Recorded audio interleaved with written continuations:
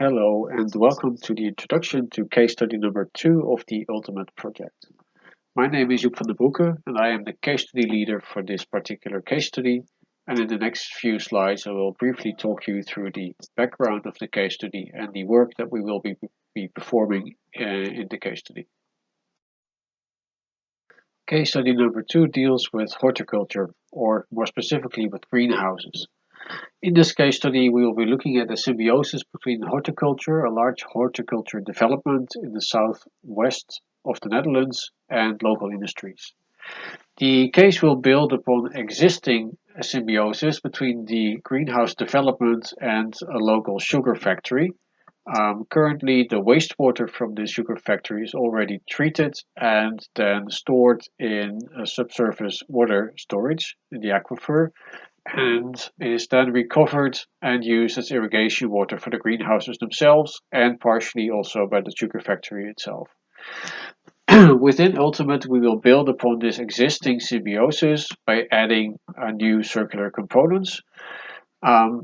Within the project, it will be KWR as project partner that will be facilitating the work around this symbiosis, and we will be liaising with and working with the partners on the site, but these partners are not project partners in the consortium.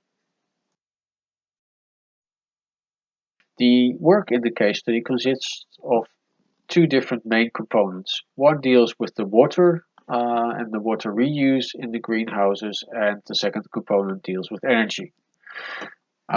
In the water component, we will be trying to close the water cycle. So in the current situation, water from the sugar factory is treated and stored underground and is then, together with rainwater collected by the greenhouses, used for irrigation of the crops in the greenhouses.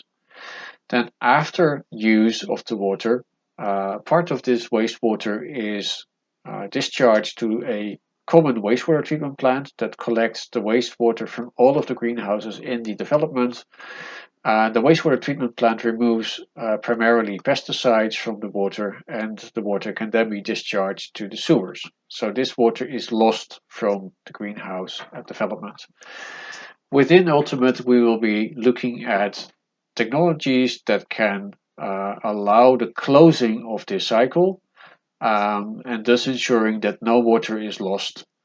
One of the prime drivers is the need for horticulture developments in the Netherlands to become completely free of discharge of nutrients by the year 2027. So this is one of the driving forces to look at closing the water cycle.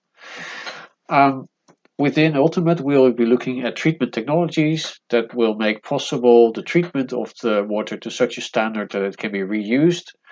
We will be looking at the potential effects of this reuse on crops, and this will be done both through real pilot tests on crops, but also by performing risk analysis.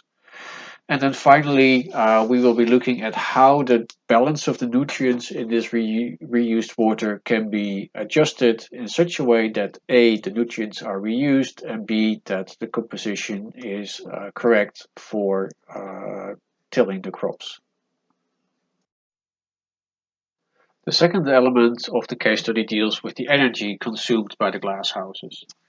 Energy consumption is a major issue in greenhouses, in particular in the Netherlands, because during wintertime a lot of natural gas is used to heat the greenhouses. The idea in Ultimate is to use excess heat from industry in the vicinity of the greenhouse complex to replace this gas-fired heating system.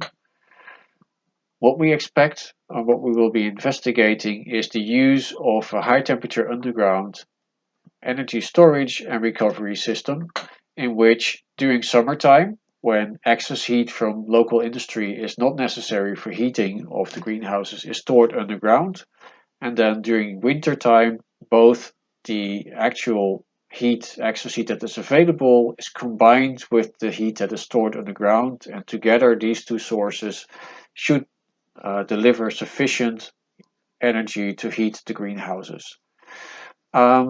Within the project, we will be piloting this concept, and we will be looking at validation of the business case.